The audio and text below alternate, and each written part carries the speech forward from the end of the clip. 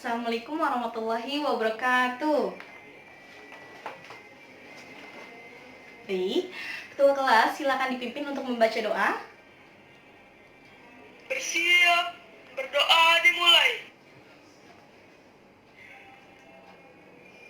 Ya, berdoa selesai. Selamat siang anak-anak. Bagaimana kabar kalian? Alhamdulillah, baik semua ya. Masih semangat? Harus semangat ya, walaupun pada siang hari. Ya, sekarang disimpan dulu handphonenya, dipersiapkan buku mata pelajarannya, dan dirapikan bangkunya. Ibu akan membacakan absen ya.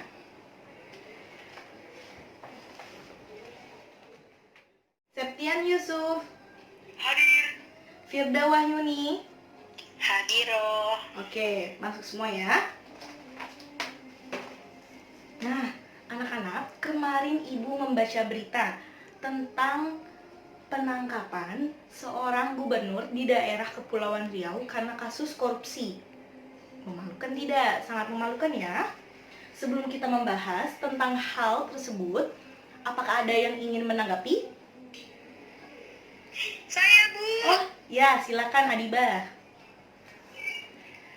Saya ingin menanggapi masalah korupsi tersebut. Menurut saya, korupsi itu diawali dengan semua tindakan ketidakjujuran dengan memanfaatkan jabatan atau kekuasaan. Korupsi merupakan perbuatan yang tidak baik karena sebaiknya kita sebagai manusia berlomba-lomba dalam kebaikan, bukan malah berlomba-lomba untuk mencari harta kekayaan. Orang yang korupsi tersebut mencerminkan bahwa dirinya tidak dekat kepada Allah karena apabila dirinya dekat dengan Allah, maka dia tidak akan tega untuk memakan hak-hak orang lain. Terima kasih. Baik sekali, bagus. Nah, setelah kita mengetahui permasalahan pada kasus tersebut, apakah ada yang ingin memberikan solusi? Saya, Bu. Ya, silakan Adila Wahyu. Jadi, menurut saya, solusi korupsi tersebut yang pertama, meningkatkan ajaran agama bahwa berbohong dalam niat atau perbuatan dan memakan hak orang lain itu tidak baik. Yang kedua, meningkatkan penegakan hukum di Indonesia agar pelaku korupsi tersebut jera.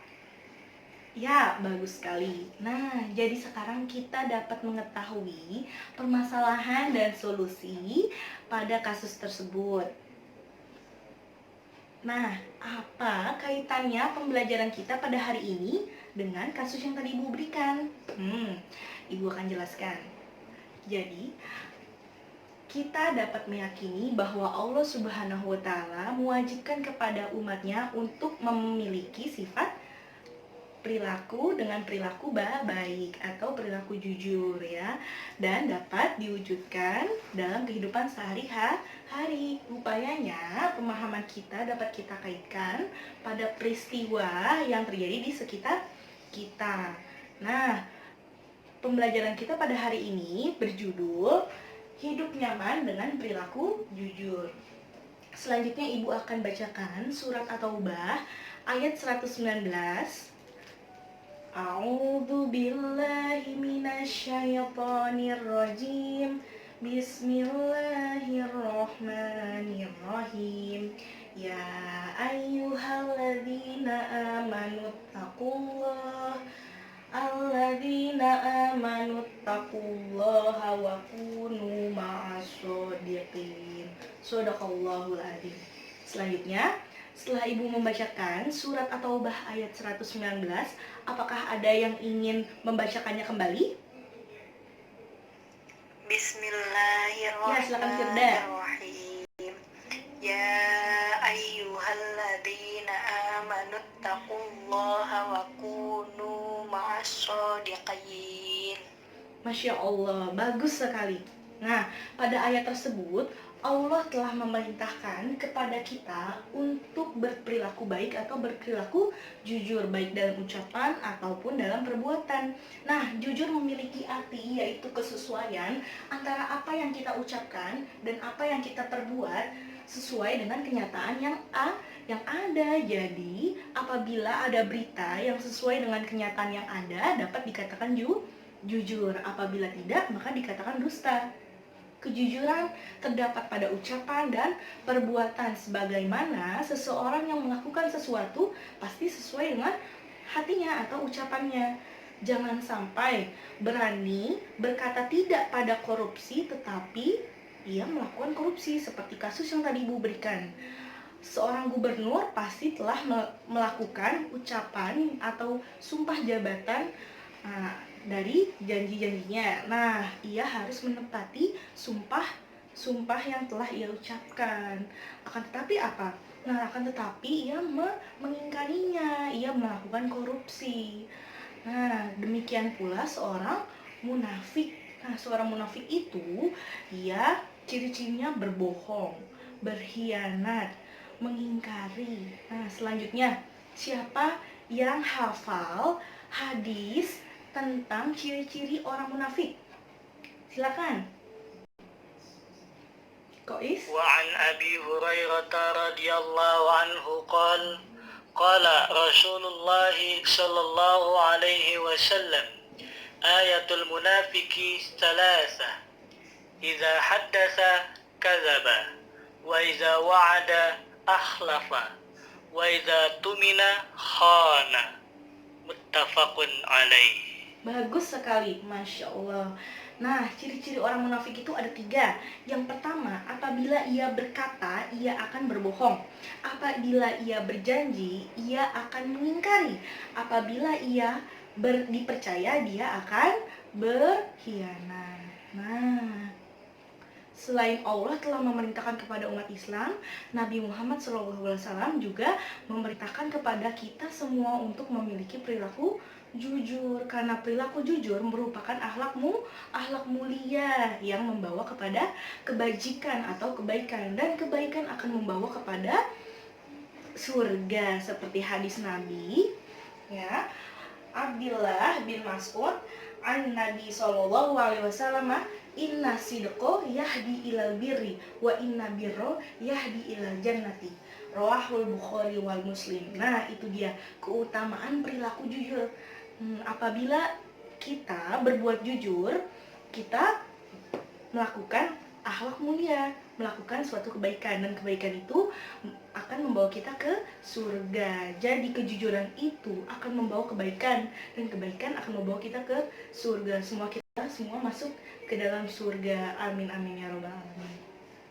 Nah, banyak contoh di sekitar kita yang perlu kita teladani, yang perlu kita contoh, seperti Nabi SAW yang mendapat kepercayaan dari Siti Khadijah untuk membawa barang dagangannya yang lebih banyak lagi. Nah, setelah Nabi mendapat kepercayaan untuk membawa barang dagangan, berarti Nabi juga mendapat keuntungan yang lebih banyak lagi. Seperti itu. Jadi kejujuran membawa kita untuk memudahkan kita mendapat rezeki, memudahkan kita dari segala urusan kita. Sebaliknya, apabila berbohong akan menyulitkan kita dari segala urusan kita dan menyulitkan dari rezeki kita, seperti itu ya. Dan apabila kita berbuat jujur, hidup kita akan nyaman, hati kita akan tentram, hidup kita akan tenang. Sebaliknya, apabila berbohong, nah pasti ada ketakutan di dalam diri kita, ada rasa was-was di dalam hati kita karena kita berbohong, karena kita takut akan ketahuan apa yang kita tutupi gitu. Contohnya, misalnya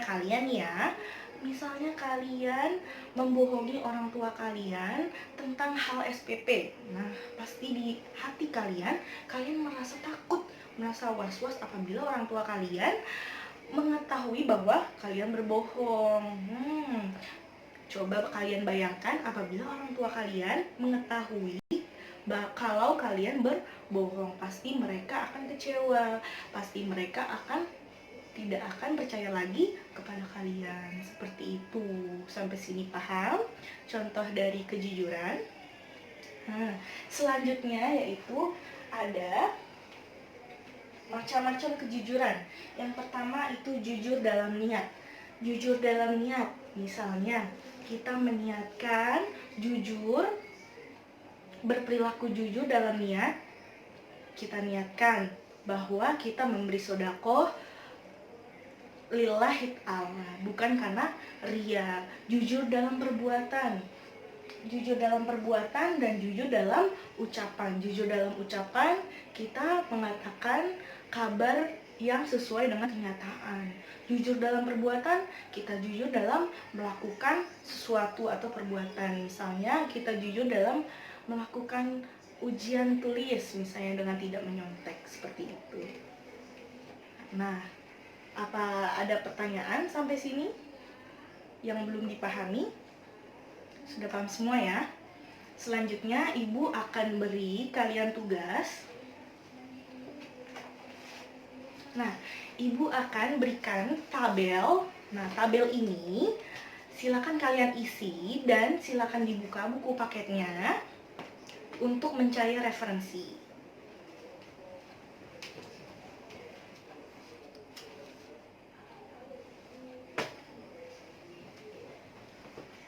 Ya, silakan dikerjakan.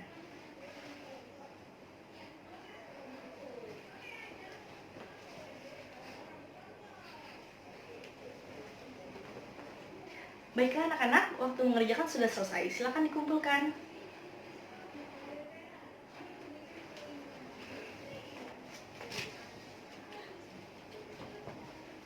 Ya. Sekarang Ibu akan membagikan kalian menjadi 4 kelompok. Masing-masing kelompok Ibu akan memberikan sebuah kasus. Nah, kasus tersebut silakan kalian cari jawabannya, ditulis jawabannya di kertas untuk dijadikan mind map. Paham? Diskusi ini silakan dilakukan di rumah dan akan dipresentasikan pada minggu selanjutnya. Sampai sini paham? Ya, apakah ada pertanyaan? Oke. Nah, mungkin waktu kita cukup sampai sini.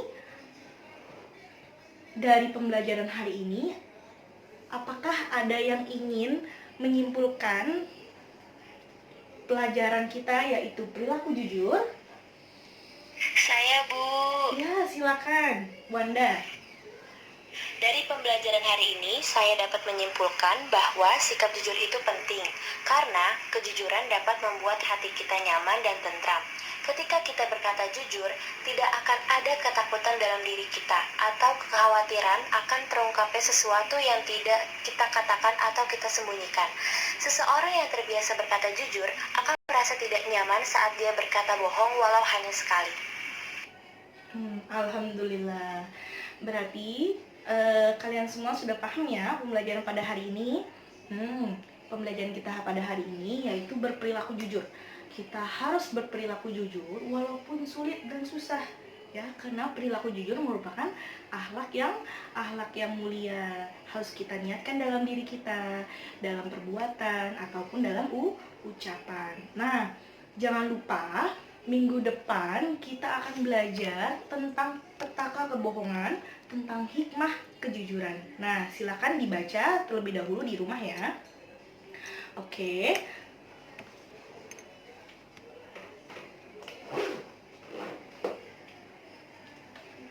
Semoga apa yang kita pelajari hari ini bermanfaat untuk kita semua.